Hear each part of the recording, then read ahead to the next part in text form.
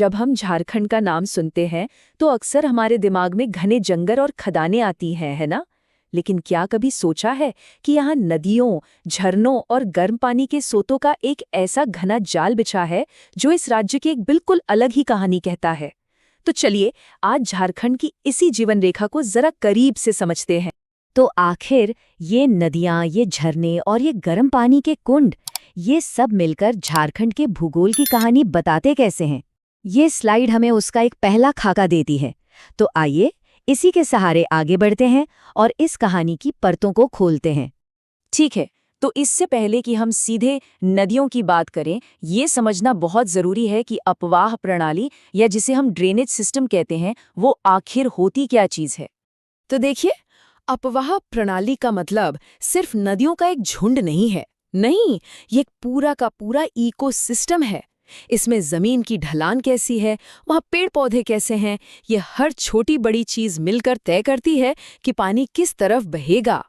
और जब हम खास तौर पर झारखंड की बात करते हैं ना, तो ये पूरी प्रणाली 3 मेन पिलर्स पर टिकी है। पहला, यहाँ की नदियाँ। दूसरा, यहाँ के शानदार झरने यानी वाटरफॉल्स। और तीसरा, यहाँ के गर्म पानी के कुंड। ये तीनों मिलकर ही राज्य की वाटर स्टोरी बनाते हैं।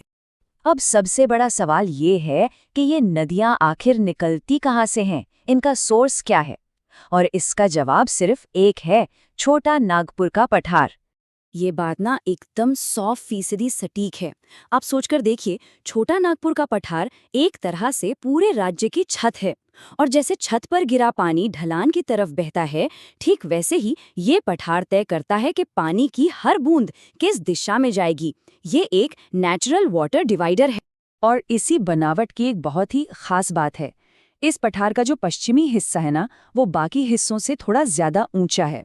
अब इसका नतीजा क्या होता है?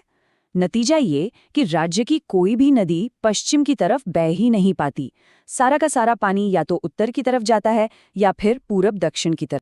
तो मतलब सोर्स एक ही है, छोटा नागपुर का पठार, लेकिन यहाँ से राज्य की नदियां दो मुख्य अलग अलग रास्तों पर निकल पड़ती हैं। और ये जो बंटवारा है, ये बहुत ही क्लियर है। पहली है उत्तरवर्ती नदियां। जैसा कि नाम से ही जाहिर है, ये उत्तर की तरफ बहती हैं और आगे जाकर गंगा नदी के सिस्टम का हिस्सा बन जाती हैं। और दूसरी हैं पूर्ववर्ती या दक्षिणवर्ती नदियां, जो पूरब और दक्षिण की ओर बहती हुई बंगाल की खाड़ी की तरफ अपना सफर तय करती हैं। और ये जो टेबल है, ये इस क्लासिफिकेशन को और भी आसानी से समझा देती है। एक तरफ है उत्तर की ओर बहने वाली नदियां, जैसे कि सोन, उत्तरी कोयल और पुनपुन। और दूसरी तरफ हैं वो नदियां जो पूरब और दक्षिण की ओर बहती हैं, जैसे कि दामोदर, स्वर्णरेखा और दक्षिणी कोयल। तो अगर हम कुछ बड़ी और मुख्य नदियों की बात करें, तो उत्तर की तरफ बहने वाली नदियों में सोन और उत्तरी कोयल का नाम सबसे ऊपर आता है। और वहीं पूरब और दक्षिण की तरफ देखें तो दामोदर और स्वर्णरेखा यहाँ की सबसे अहम नदियां हैं। लेकिन रुकिए, इन नदियों की कहानी सिर्फ इनके बहने की दिशा तक ही खत्म नहीं होती। इनके बारे में कुछ बहुत ही दिलचस्प और अनोखी बातें भी हैं। सबसे पहली और सबसे ज़रूरी बात यह है कि सोन नदी को अगर छोड़ दें तो यहाँ की लगभग सभी नदियाँ बरसाती हैं। अब इसका मतलब क्या हुआ?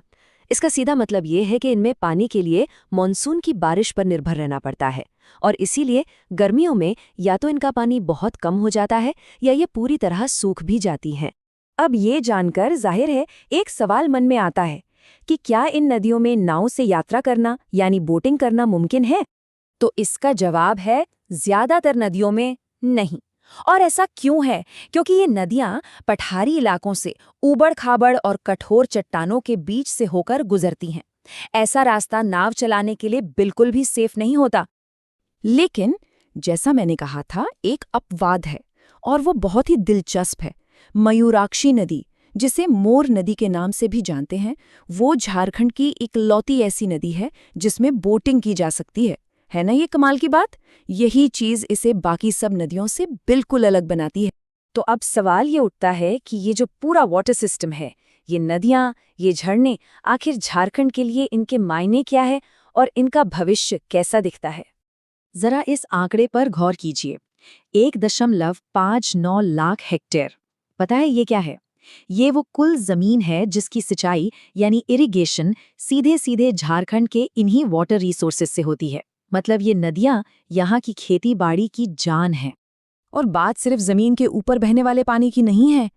जो इकोनॉमिक सर्वे है वो बताता है कि राज्य में हर साल 6.25 बिलियन क्यूबिक मीटर यानी 6.25 BCM ग्राउंड वाटर को रिचार्ज करने की क्षमता है। आप सोचिए, ये भविष्य के लिए कितना बड़ा खजाना है।